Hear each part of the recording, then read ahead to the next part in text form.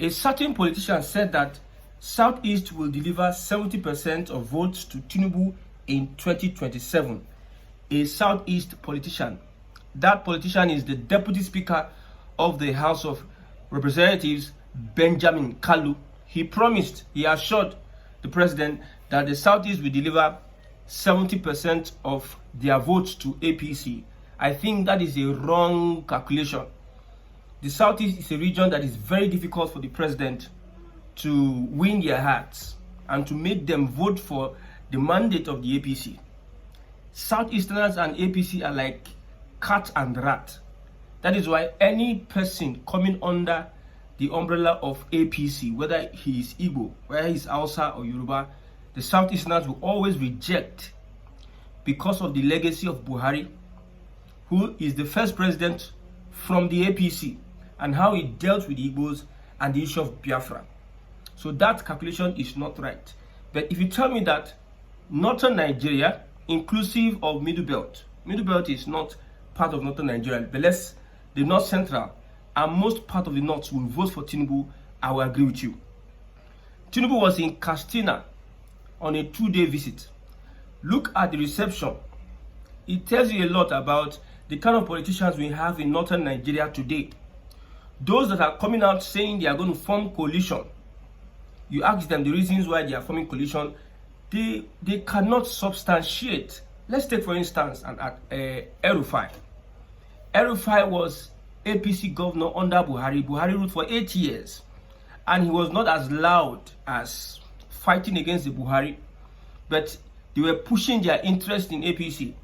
He fought against Emefiele and the Naira policy because he wanted the Tinubu to become president, and after Tinubu becoming president, it is going to come back to them. So they are playing the long game. It is for their selfish interest. During Buhari, we never saw this kind of activism from these people that are forming coalition in northern Nigeria. So northern politicians are always for interest. And most people in northern Nigeria, most voters in northern Nigeria, do not have a say of their own. They think through their traditional rulers, their religious leaders, and their politicians. They think through them. Their politicians think for them. A politician can collect money from APC today and go to his constituency and make everybody vote for a particular party. Two politicians can come from a constituency, maybe one is PDP, the other one is APC. It is the one that has enough money, enough security influence, that can bribe enough traditional and religious leaders that will convince the people. So northern Nigeria, if you tell me that it will be easier for northern Nigeria to support Bola Ahmed Tinubu's second term regime, then I will agree. But if it's for Southeast, I don't think the Igbos will even, there will be voter apathy. Let me tell you what's going to happen 2027. If we don't see reforms in INEC, we see the next person that is going to be appointed by Bola Ahmed Tinubu, which I believe is a Yoruba man or a northern Yoruba man. The next person, if he's being appointed, and Nigerians see the way things are going, there will be a lot of voter apathy. That is where the APC will come in with their rigging. So in Southeast Nigeria, if people are going to come out to vote, they would come out and vote for a candidate that is not APC. Obi went to the Southeast the other day, saw the massive love given to Obi, the massive crowd, that troop. He had never invited anybody, unlike what Tinubu did in Kastina. People were brought in to welcome the president. But I had to watch Tinubu and some of the leaders of northern Nigeria. I came to understand that these leaders will sell the region because of what Tinubu will be able to offer them, whether it is money or position or whatsoever. Tinubu has been playing that long game of trying to divide northern Nigeria, and he's succeeding at it. We have different dissenting voices in northern Nigeria. Most Hausas are supporting the APC. Middle Belt are supporting the APC. But core politicians from the Fulani extraction, most of them are not in support of the APC. And those that have been bought over, that Fulani have bought their loyalty, those are the ones that are against the APC. But as for Tinubu, Tinubu is going to return as president 8 years. It's a painful thing to say because those that call themselves coalition or opposition are not showing workings. You need to show us signs, as in, you need to prove to us that you are going to put Tinubu on his feet with his structure of criminality. If Atiku and the rest and whoever, Obi, can come out and show us that they can be able to make Tinubu sweat, and they have the capacity, they have the ruggedity, they have the madness to match the madness of the APC come 2027, my brother, we can now start saying that there's hope for the coalition. But this one, that every nook and cranny, especially in southern Nigeria, almost all the governors are agreeing to Tinubu's policies. Almost all the governors. I know the kind of politics the APC is playing.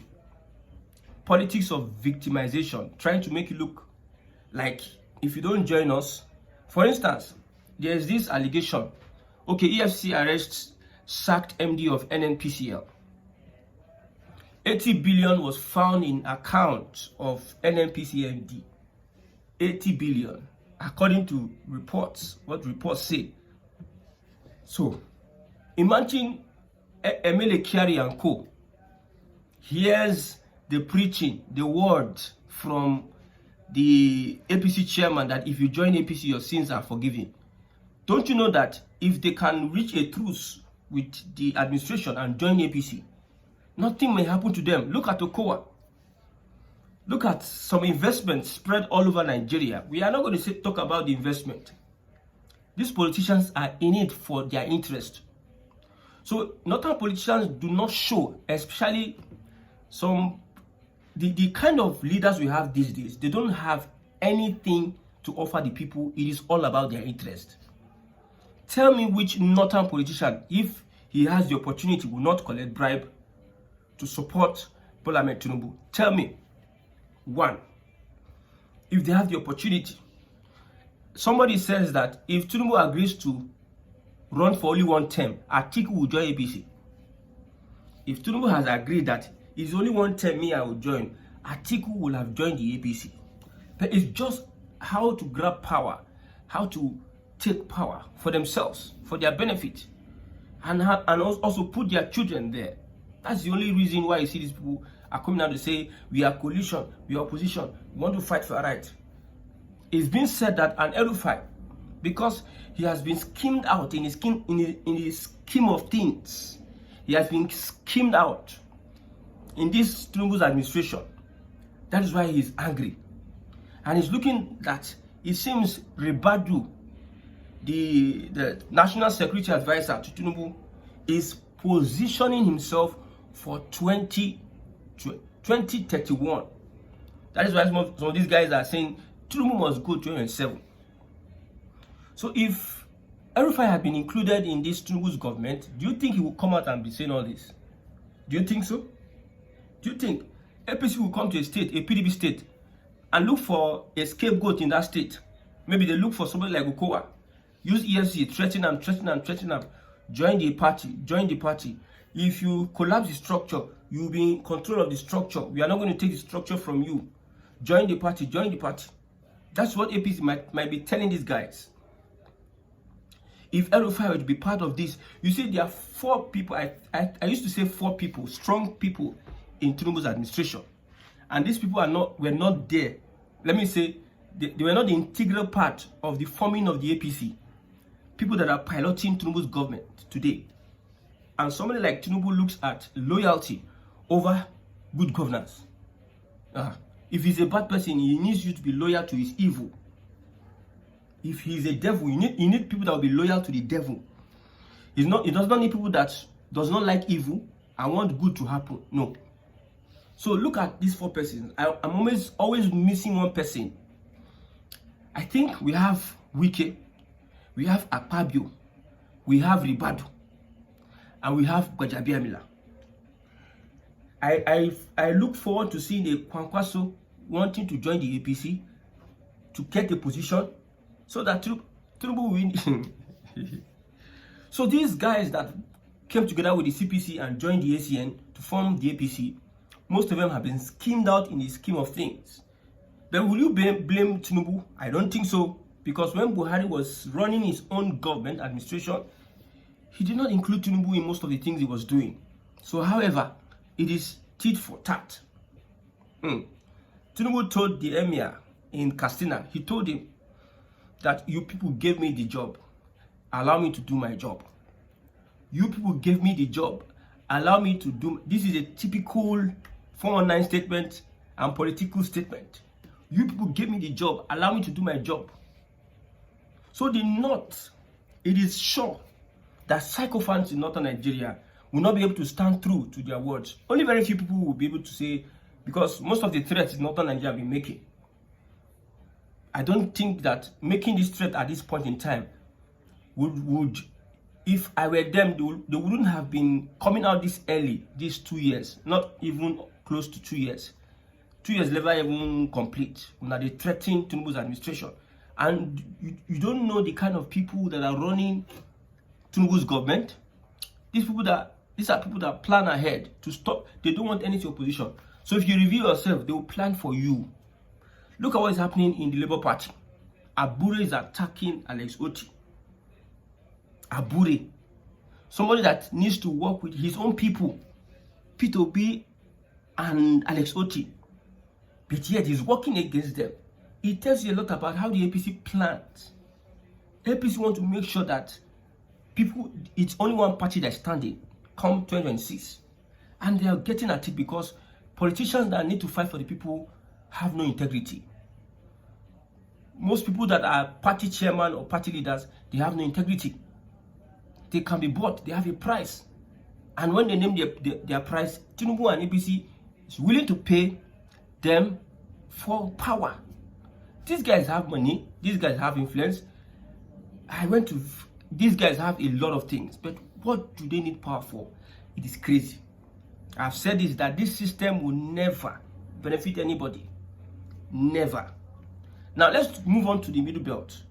The Middle Belt is sending an important message. Like I said, Middle Belt breaks out from northern Nigeria and they are looking forward to a southern candidate. So whatever Arewa is planning, these old guys, and when power is not in their hands, they don't seem to want to fight for the interest of the people. Now that there's no more power in their hands, you see them shouting left, right, center, saying one or two or three things. Because power, it is not about the interest. They have been leaders.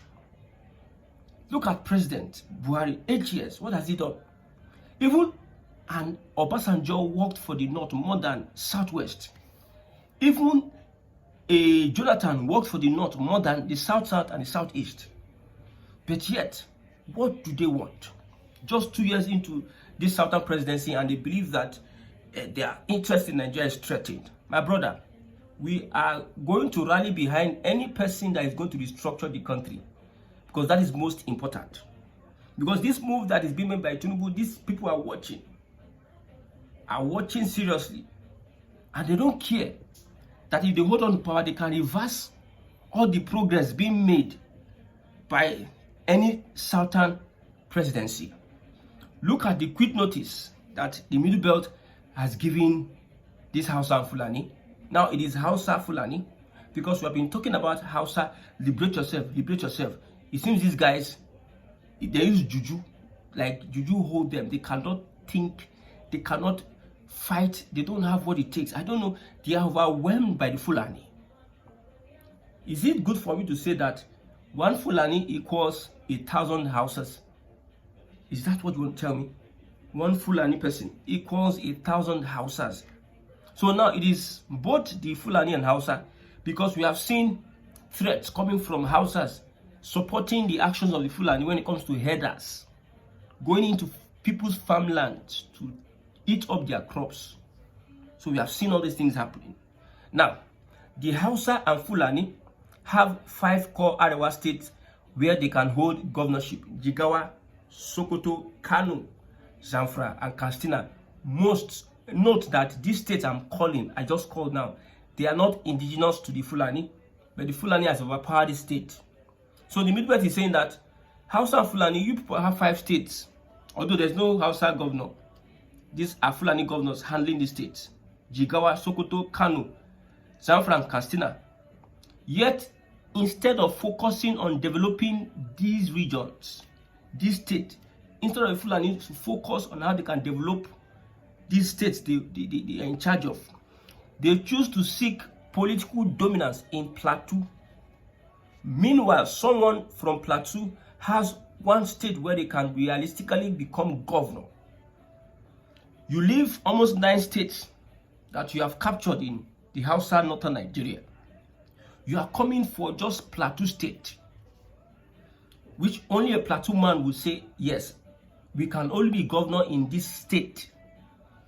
The Fulani, that will not do them. It tells you the agenda. These guys have serious agenda, and that agenda, if we don't stop the Fulani will stop everybody. Yet, instead of focusing on developing these regions, they chose to seek political dominance in Plateau. Meanwhile, someone from Plateau only has one state where they can realistically become governor. But those who already have 5 are still not content. They want to take this one too. The same pattern is happening across the Middle Belt, Adamawa, Southern Kaduna, Southern Kebbi, Nasarawa, and Taraba, where indigenous groups with just one home state are being challenged for land and political control. This is why these actions are seen as land grabbing for political power. Fulani leave the state they have captured. They are still moving in towards Middle Belt state to capture their land. Land grabbing with the help of the state. Land grabbing for political power. They will not be, if they capture the whole of Middle Belt, they will not be satisfied. They will still move towards the south. They will still move towards the southeast.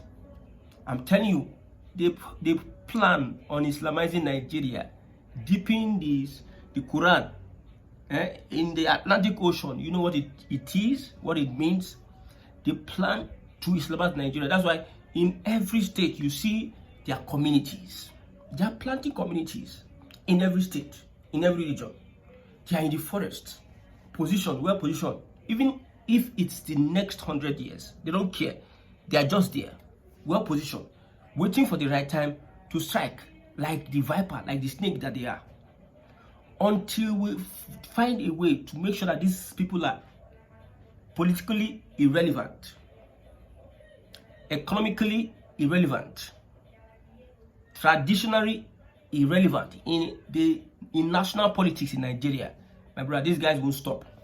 And since power rotates from north to south, after South finish their 8 years, I say, after South finish their 8 years, Northern Nigeria will be presenting a candidate.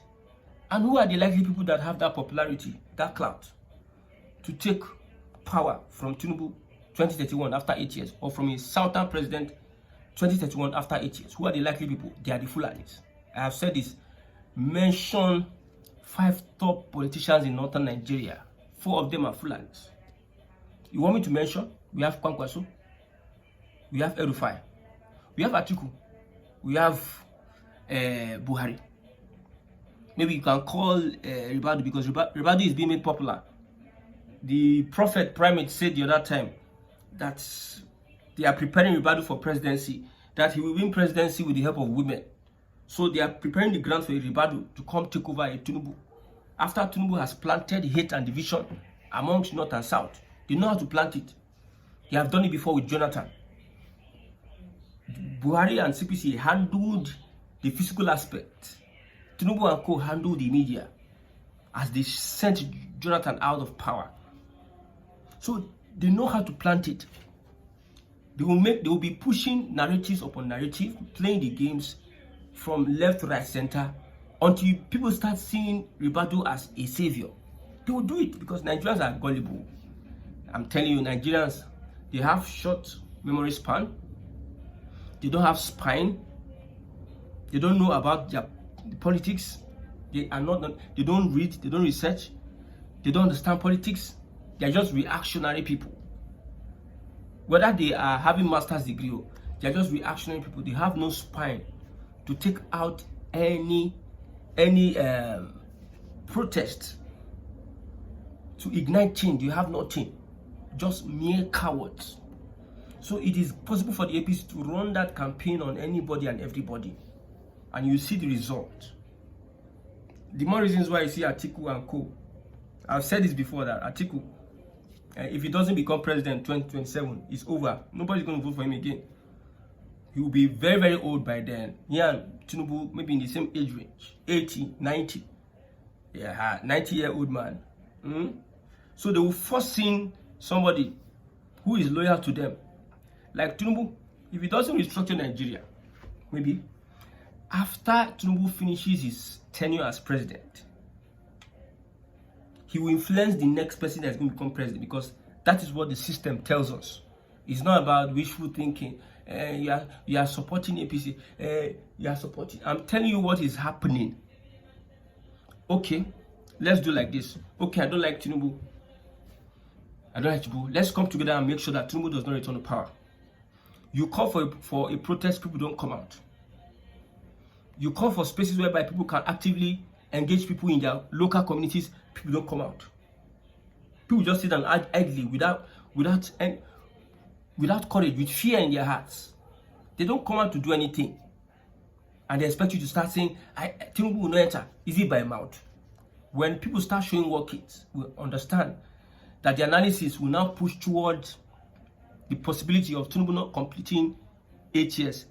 But the impossibility is that a northern will take over him. That's impossible. If Tinubu is not completing 8 years, a southerner must continue that record. May God help Nigeria.